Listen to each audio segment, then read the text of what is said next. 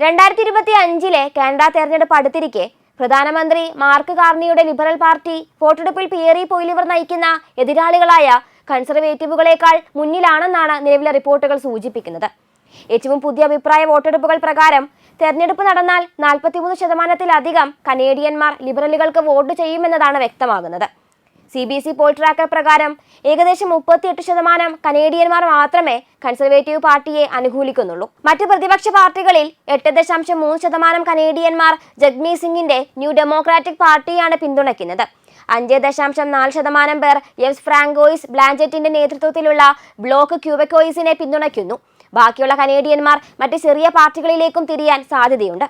ഇതുവരെയുള്ളതിൽ വെച്ച് ലിബറലുകൾ ഏറ്റവും കൂടുതൽ സീറ്റുകൾ നേടി ഭൂരിപക്ഷ സർക്കാർ രൂപീകരിക്കാൻ സാധ്യതയുണ്ടെന്നാണ് സർവേകൾ കാണിക്കുന്നത്. മറുവശത്ത് കൺസർവേറ്റീവുകൾക്ക് കഴിഞ്ഞ തെരഞ്ഞെടുപ്പിൽ നേടിയ അത്രയും സീറ്റുകളുമായി ഒരു വലിയ പ്രതിപക്ഷവും ചിലപ്പോൾ രൂപീകരിക്കാൻ കഴിഞ്ഞേക്കും. എന്നാൽ ബ്ലോക്കിന്റെയും NDPയുടെയും സീറ്റ് വിഹിതം ഗണ്യമായി കുറയാനാണ് സാധ്യത. കാനഡയിലുടനീളം 343 ഫെഡറൽ മണ്ഡലങ്ങളുണ്ട്. അവയെ നിയോജക മണ്ഡലങ്ങൾ അല്ലെങ്കിൽ ഇലക്ട്രൽ ഡിസ്ട്രിക്റ്റുകൾ എന്നും വിളിക്കുന്നു. ഓരോന്നിനും ഹൗസ് ഓഫ് കോമൺസിൽ ഒരു അനുബന്ധ സീറ്റുണ്ട്. ഹൗസ് ഓഫ് കോമൺസിലെ എല്ലാ സീറ്റുകളിലേക്കും തിരഞ്ഞെടുപ്പ് നടക്കും. പാർലമെന്ററി ഭൂരിപക്ഷത്തിലെത്താൻ ഏതൊരു പാർട്ടിയും കുറഞ്ഞത് 172 സീറ്റുകൾ നേടണം. നിലവിലെ പ്രവചനങ്ങൾ അനുസരിച്ച് ലിബറലുകൾക്ക് 196 സീറ്റുകൾ ലഭിക്കുമെന്നാണ് പ്രതീക്ഷിക്കുന്നത്. അതേസമയം കൺസർവേറ്റീവുകൾക്ക് 122 സീറ്റുകൾ ലഭിക്കുമെന്നാണ് മറ്റൊരു പ്രവചനം. ബ്ലോക്കിന്റെയും NDPയുടെയും വിഹിതം യഥാക്രമം 19ഉം 5ഉമായി ചുരുങ്ങിയേക്കാം. പാർലമെന്റ് പിരിച്ചുവിടുന്ന സമയത്ത് 2015 മുതൽ അധികാരത്തിലുണ്ടായിരുന്ന ലിബറൽ പാർട്ടിക്ക് 153 സീറ്റുകൾ ഉണ്ടായിരുന്നു. കൺസർവേറ്റീവുകൾക്ക് 120 സീറ്റുകളും ബ്ലോക്ക് ക്യൂബെക്കോയിസിന് 33 സീറ്റുകളും NDPക്ക് 24 സീറ്റുകളും. തെരഞ്ഞെടുപ്പിൽ ലിബറലുകൾക്ക് ഭൂരിപക്ഷം ലഭിക്കാൻ 86% സാധ്യതയുണ്ടെന്നാണ് സെറ്റ് പ്രൊജക്ഷൻ കാണിക്കുന്നത്. അതേസമയം കൺസർവേറ്റീവുകൾക്ക് ആ നേട്ടം കൈവരിക്കാൻ 1% മാത്രമേ സാധ്യതയുള്ളൂ. 2023 വേനൽക്കാലം മുതൽ 2025 ആരംഭം വരെ നടന്ന വോട്ടെടുപ്പുകളിൽ കൺസർവേറ്റീവുകൾ ഗണ്യമായി ലീഡ് നേടിയതോടെയാണ് കാലക്രമേണ പൊതുജന പിന്തുണ മാറിയത്. എന്നിരുന്നാലും മുൻ പ്രധാനമന്ത്രി ജസ്റ്റിൻ ട്രൂഡോ രാജിവെച്ച് അദ്ദേഹത്തിന് പകരക്കാരനായി വന്ന മാർക്ക് കാർണി അധികാരമേറ്റതോടെ ലിബറലുകൾക്കുള്ള പിന്തുണ കുതിച്ചുയർന്നു. അമേരിക്കൻ പ്രസിഡന്റ് ഡൊണാൾഡ് ട്രംപിനും അദ്ദേഹത്തിന്റെ താരിഫുകൾക്കുമെതിരായ മാർക്ക് കാർണി സർക്കാരിന്റെ ശക്തമായ നിലപാടും ലിബറലുകൾക്ക് അനുകൂലമായ വോട്ടർമാരെ സ്വാധീനിച്ചുവെന്ന് തന്നെ പറയാം. പ്രചാരണത്തിന്റെ ആദ്യ ആഴ്ചയിൽ പാർട്ടി വളരെ കൂടുതൽ പുരോഗതിയാണ് കൈവരിച്ചത്.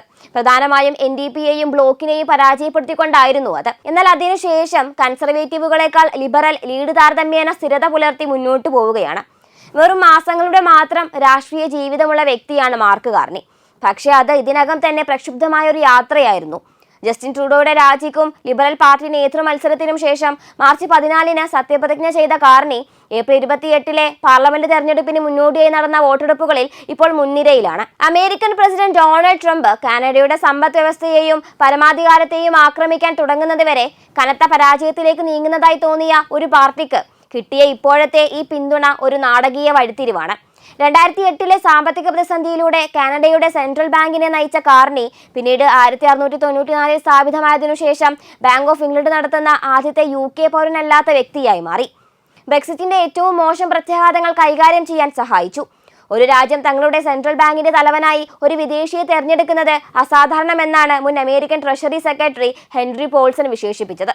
അവിടെയൊക്കെ ആയിരുന്നു കാനഡയിലെ കാർണിയുടെ ഉദയം തുടങ്ങിയത്. കനേഡിയൻ സമ്പദ് വ്യവസ്ഥയെ നിലനിർത്തുന്നതിൽ 60കാരനായ കാർണിക്ക് വലിയ പങ്ക് തന്നെയുണ്ട്. പലിശ നിരക്ക് എക്കാലത്തെയും താഴ്ന്ന നിലയിലേക്ക് വേഗത്തിൽ കുറച്ചുകൊണ്ടും വായ്പ നിലനിർത്താൻ ബാങ്കർമാരുമായി സഹകരിച്ചും വായ്പയെടുക്കൽ പ്രോത്സാഹിപ്പിക്കുന്നതിനായി നിരക്കുകൾ കുറവായിരിക്കുമെന്ന് പൊതുജനങ്ങൾക്ക് സൂചന നൽകിക്കൊണ്ടുമൊക്കെയാണ് അദ്ദേഹം പ്രവർത്തിക്കുന്നത്. ട്രംപിന്റെ വരവിൽ കാനഡയ്ക്കും അമേരിക്കയ്ക്കും ഇടയിലുള്ള അടുത്ത സൗഹൃദം അവസാനിച്ചുവെന്നായിരുന്നു കാർണി പരസ്യമായി പറഞ്ഞിരുന്നത്. തിരഞ്ഞെടുക്കപ്പെട്ടാൽ ഇരു സമ്പദ് വ്യവസ്ഥകളെയും ദോഷകരമായി ബാധിക്കുന്ന സങ്കീർണതകൾ അവസാനിപ്പിക്കുന്നതിനായി അമേരിക്കയുമായുള്ള സ്വതന്ത്ര വ്യാപാര കരാറിന്റെ പുനരാലോചനകൾ ത്വരിതപ്പെടുത്തുമെന്ന് കാർണി പറഞ്ഞിരുന്നു. അന്താരാഷ്ട്ര വ്യാപാര വ്യവസ്ഥയെ പുനഃക്രമീകരിക്കാൻ പ്രസിഡന്റ് ട്രംപ് ശ്രമിക്കുകയാണ്. ഈ പ്രക്രിയയിൽ അദ്ദേഹം ആഗോള സമ്പദ് വ്യവസ്ഥയെ തന്നെ തകർക്കുകയാണ് എന്നുമാണ് കാർണി പറഞ്ഞത്. അധികാരം കിട്ടിയാൽ കാനഡയെ വിഴുങ്ങാൻ കാത്തിരിക്കുന്ന ട്രംപ് എന്ന ശത്രുവിനെതിരായിരിക്കും കാർണിയുടെ ആദ്യ നീക്കമുണ്ടാവുക എന്നതിൽ സംശയമൊന്നുമില്ല.